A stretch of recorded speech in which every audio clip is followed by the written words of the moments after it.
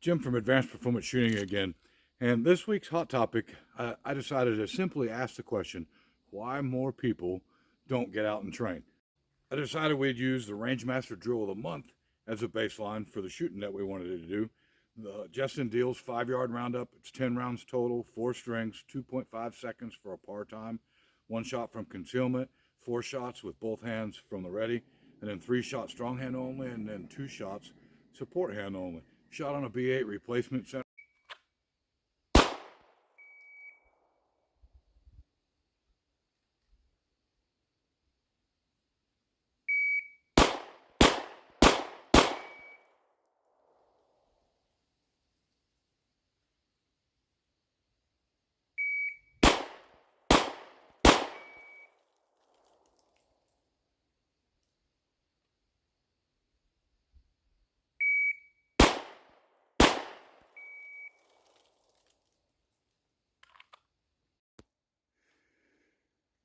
So on our cold run of the 5x5, the 2 shots out on the edge of the 9 ring, but they break into the 10. So a score of 100 points, all well within the 2.5 seconds.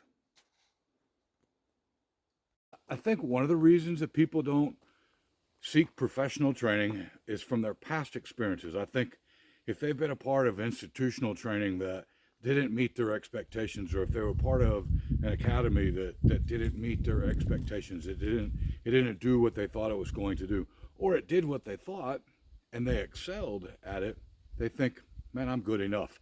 I think sometimes ego gets in the way. If we don't practice with the right set of drills, if we don't practice with the right people or train with the right people, I think that good enough starts to sink into our head unintentionally. I know that for all my experience in the military, I think one of the things that I guess people thought made people shoot better was you yell at them louder. And people have been getting all kinds of bad advice throughout history.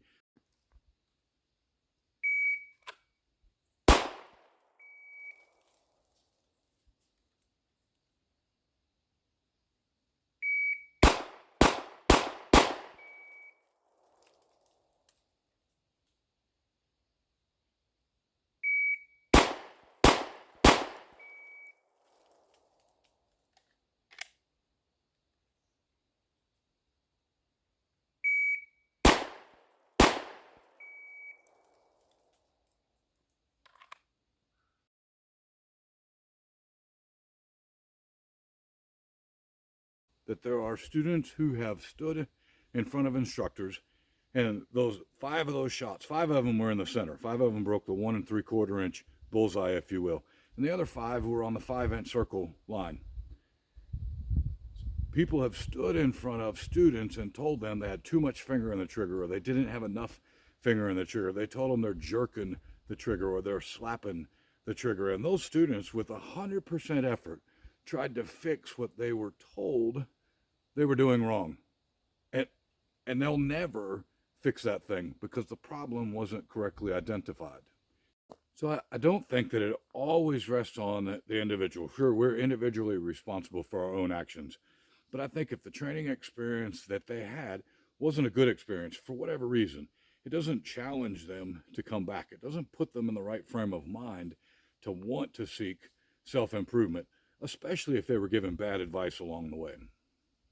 So we'll try the 5 yard roundup, slightly modified. We'll use the TPC diminishing dot targets. The 2.5 second par time is a worthy par time for someone starting out trying to achieve. I think we can reduce the size of the target, keep that same concept in mind, change from a little bit of an objective to a more subjective drill, and still have fun with it.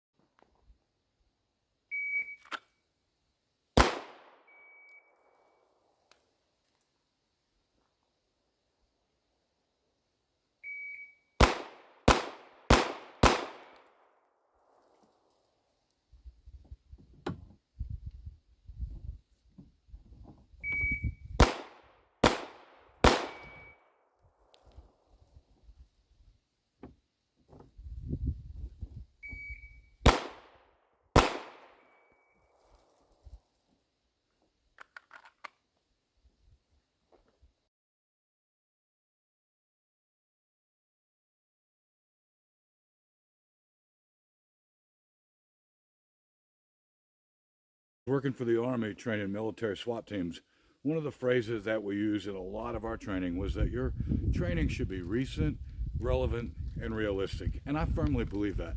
It should be fun. It should also be challenging. It's one thing to go out and shoot with our peers, and if we're best among our peers and we start thinking we're good enough, I could find fault with that.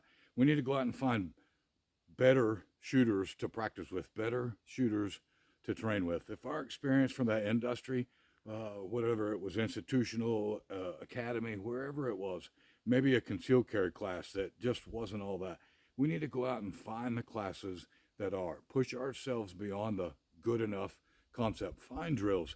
Today's practice session between the 3 different demonstrations was like 40 rounds all total. It's an easy practice, a couple different kinds of targets to make ourselves better.